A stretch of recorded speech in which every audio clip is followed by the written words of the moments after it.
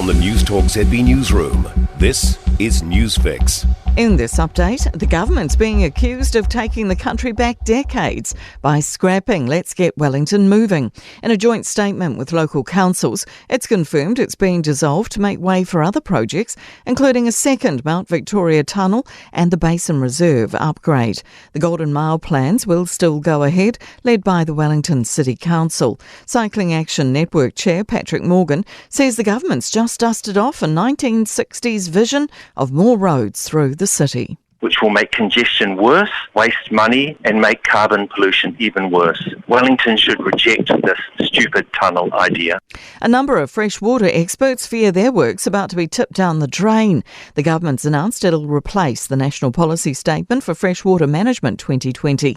A letter signed by 50 experts in the freshwater field is calling on the Prime Minister to retain it. Victoria University freshwater ecologist Mike Joy says it's disheartening to see the dismantling of a key part of the central decision-making framework, Te Mana o Te Wai. He says it puts the rivers first rather than the consumer or industry, which is the only way we'll have a future with swimmable, drinkable water.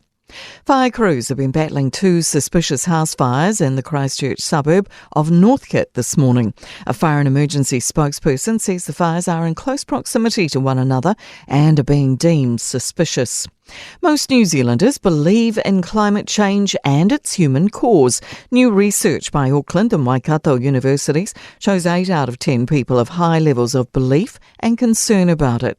It finds climate change deniers are often overrepresented in powerful positions in society, meaning they can be extremely influential in delaying action. Waikato University lead professor Tosiano Amilfrun says we can't wait around while the problem worsens. This year we saw huge floods in Auckland and Hawke's Bay, and people in those communities considering the impact on them. That's news. In sport, a Will Young century has led New Zealand to a 44-run one-day international win over Bangladesh in the series opener at Dunedin.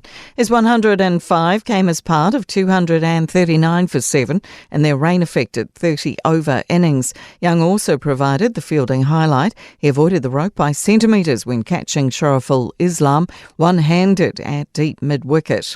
To Premier League football, it's 0-0 between Manchester United and Liverpool early in the second half. Arsenal, Aston Villa and West Ham had wins. Olympic biathlon champion Sturla Holmgren has been prevented from competing in the latest men's mass start event at a World Cup in Switzerland because he accidentally fired rifle shots while training at the team hotel. No one was harmed in the incident. That's sport. I'm Jodie Gill. For more news, listen to Newstalk ZB live on iHeartRadio.